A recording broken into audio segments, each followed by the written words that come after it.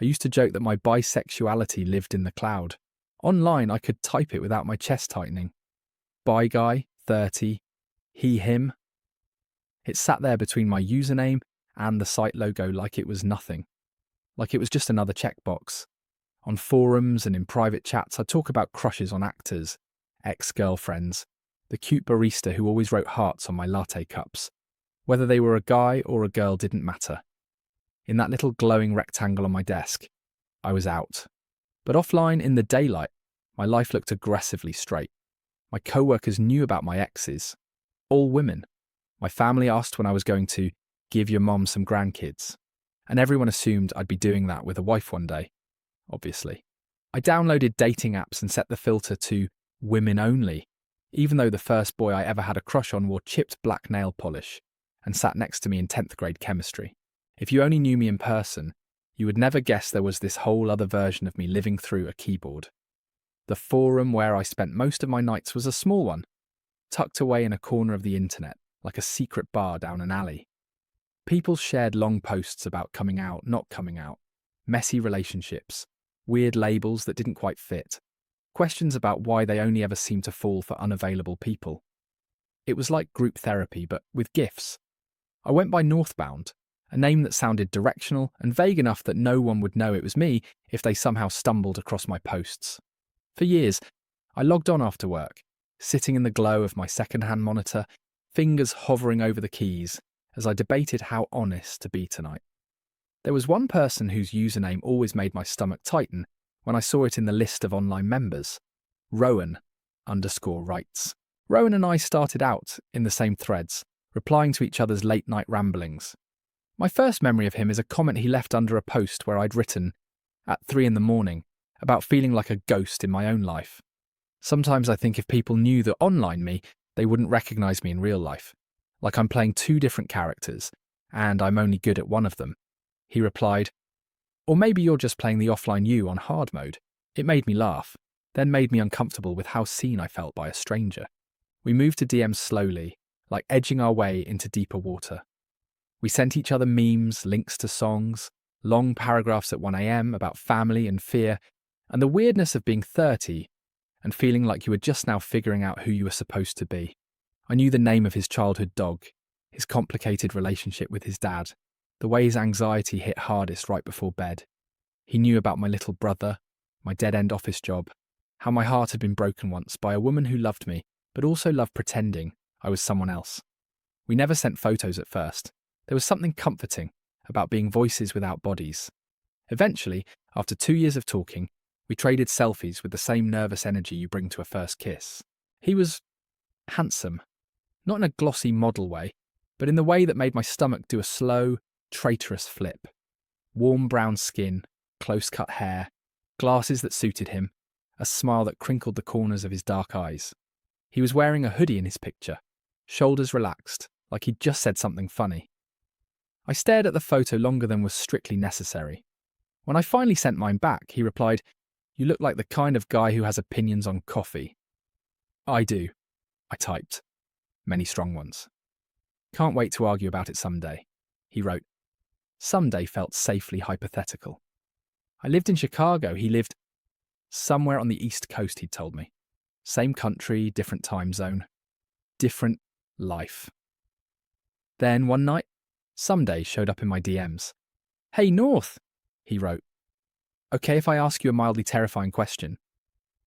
"How mildly?" I replied, already feeling my palms sweat. Like jalapeno level. Not ghost pepper. "Hit me. I have a work conference in Chicago in a few weeks." There was a pause before the next bubble appeared. "Would you maybe want to grab coffee?" No pressure, just 2 forum goblins touching grass. For a second, the words didn't register. My brain snagged on conference and Chicago like they were written in a different language. Rowan, here in my city in daylight. My first reaction was pure animal panic. Not because I didn't want to see him, but because I did. So much. Too much. He wasn't just some guy from online. He was the person who talked me through my last breakup, who remembered the date my grandfather died, and messaged to check on me, who knew about the marathon of mental gymnastics I performed every time I filled out a sexual orientation field on a form. Meeting him in person would mean dragging the version of myself I was with him, open, bi, unfiltered, out into the same world where I went to the office and sat through staff meetings about spreadsheets. Oh wow, I typed, then deleted it. Typed that's cool and deleted that too. The cursor blinked accusingly. Finally I wrote, that would be nice. Scary, but nice. We can keep it casual, he replied immediately, like he'd been holding his breath. Public café, broad daylight, no expectations, no pressure. If you decide you're not up for it, that's okay. Our friendship doesn't hinge on this. I stared at the message. My heart said yes so loudly it drowned out everything else. My fear, the one that lived in my bones, and whispered, "You're faking this. You're not really bi if you've only dated women," tried to claw its way back up. But the thing about spending years being honest in one corner of your life is that dishonesty starts to taste worse and worse everywhere else. Okay, I typed, let's do it. Tell me when and where. When the day finally came, I stood in front of my closet like it was a multiple choice test I hadn't studied for. What do you wear to meet the person who knows you're bi when no one else does? My brain supplied ridiculous answers, full rainbow, a name tag that said, "Hello, I am a mess." In the end, I chose a light denim shirt, sleeves rolled to my forearms and black jeans. Normal enough. My mirror offered no feedback beyond the usual. Brown hair that wouldn't behave, hazel eyes that looked greener when I was anxious, a jawline that only showed up properly from some angles. The cafe we'd picked was halfway between my apartment and the downtown hotel where his conference was happening. It was one of those places with exposed brick and plants in mismatched pots, the air thick with espresso and milk foam, and the low murmur of conversations. I got there 10 minutes early, then 20. I ordered a latte because I needed something to do with my hands. Every time the door opened and the bell chimed, my heart tried to climb out of my throat. I was halfway through, mentally drafting the text I'd send if he bailed. No worries, travel is exhausting, we can try another time. When the door opened again, someone stepped in, shaking rain from a black umbrella. Even before I saw his face, some part of me recognised him. The height, the way he scanned the room, glasses fogging slightly from the sudden change in temperature. He spotted me and his whole posture shifted, tension dropping from his shoulders. He smiled and there it was, the eye-crinkling grin from his selfie. Just bigger, warmer, so much more real. "Alex," he said. Hearing my real name in his voice was unreal. People online called me North. Only my offline life got Alex. Suddenly those two planets of my identity collided. "Rowan," I said, standing up so fast I nearly knocked my cup over. We did that awkward dance between a handshake and a hug and ended up in something in between. Brief, slightly clumsy contact that still sent a jolt through me. He smelled like rain and some kind of clean, woodsy cologne that made my brain short-circuit for a second. "Hi," he said. And then we both laughed, because what else do you say when you've spent years spilling your guts to someone you've never actually stood next to? "Hi," I echoed. "You're taller than I thought." "Good tall or bad tall?" he asked, eyes glinting. "Good tall," I said, and hoped my ears weren't as red as they felt. We ordered more coffee, negotiating the line side by side. Up close, I noticed tiny details the screen had never shown me. The faint scar on his chin, the way his hands fidgeted with the cardboard sleeve of his cup, the laugh lines that deepened when the barista accidentally called his name Rowan. And he gently corrected her. Back at the table, he shrugged off his jacket. Underneath, he was wearing a dark green sweater that suited his skin tone so well it should have been illegal. "You picked a great place," he said, glancing around. "This is very you." "How so?" I asked, trying very hard not to stare at the way his sweater stretched over his shoulders. "Warm, caffeinated, and slightly overthinking its decor," he teased. I snorted. "Wow, coming out of the gate swinging." He grinned, eyes crinkling, and something in my chest unclenched. This was him. The same Rowan who'd sent me a 17-paragraph rant about his least favourite movie endings. The same Rowan who'd stayed up all night talking me down from a spiral after my mum made another comment about when you find the right girl. It was just that now my body had joined the chat.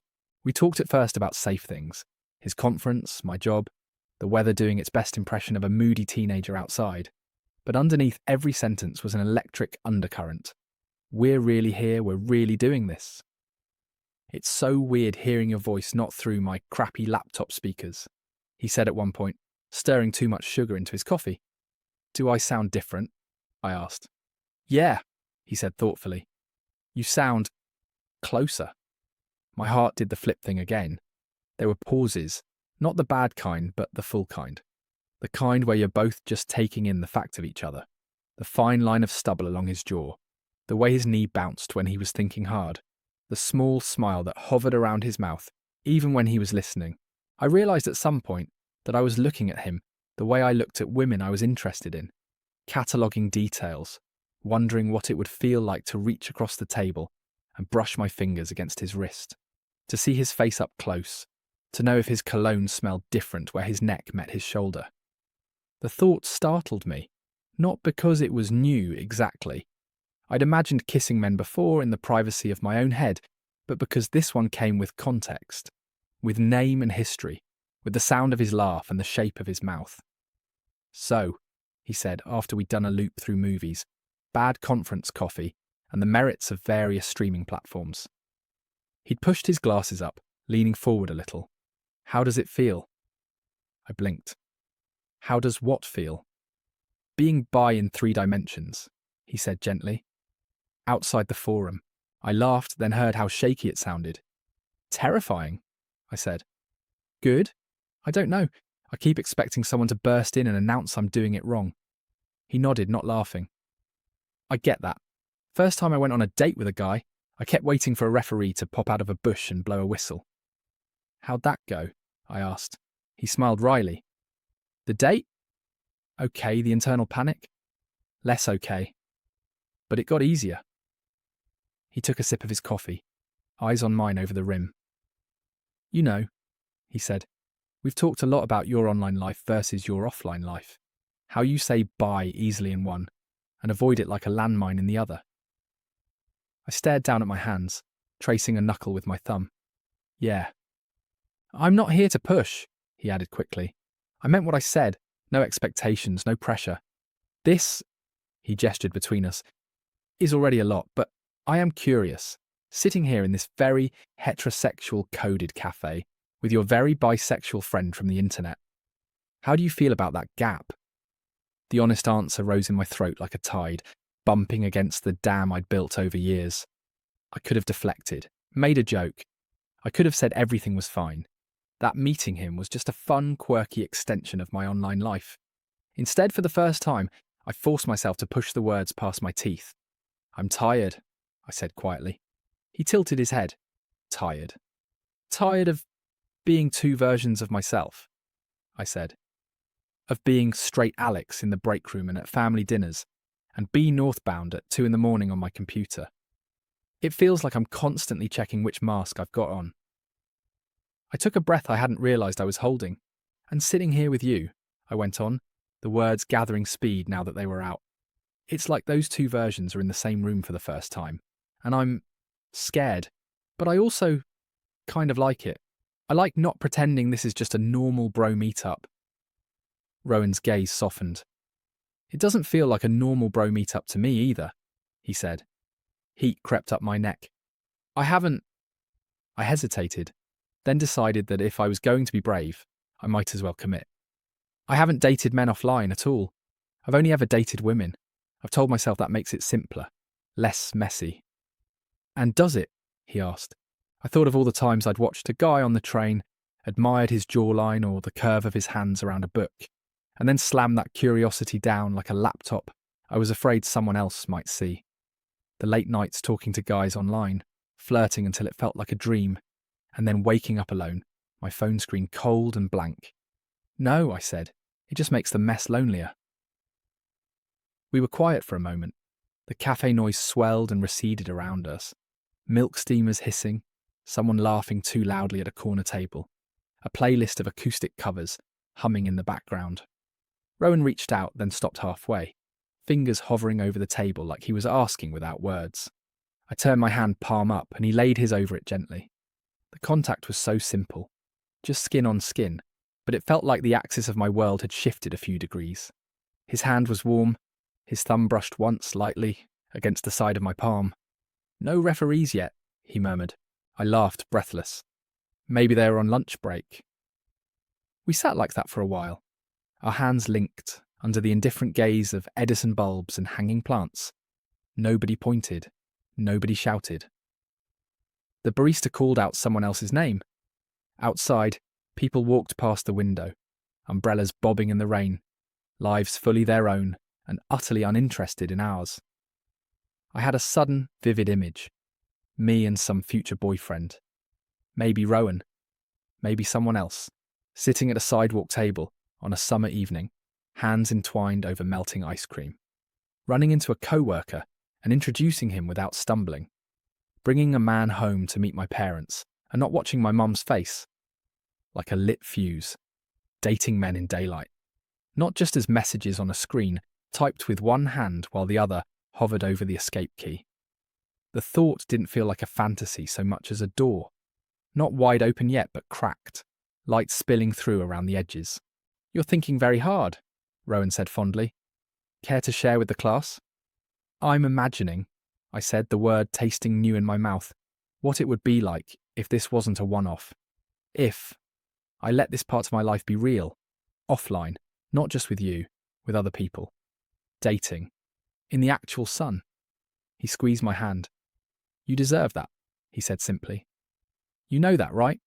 The offline you deserves the same honesty the online you gets." My eyes stung unexpectedly. "I'm not sure I know how," I admitted. "You don't have to know how right away," he said. "You just have to know that you want to. The rest is practice, bad dates, good dates, awkward coming outs, more coffee." "More coffee?" I echoed. We finished our drinks and then walked outside together.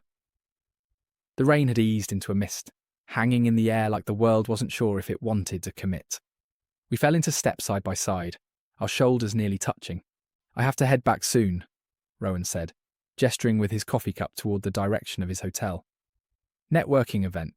Terrifyingly extroverted strangers. You know how it is." "Sounds awful," I said.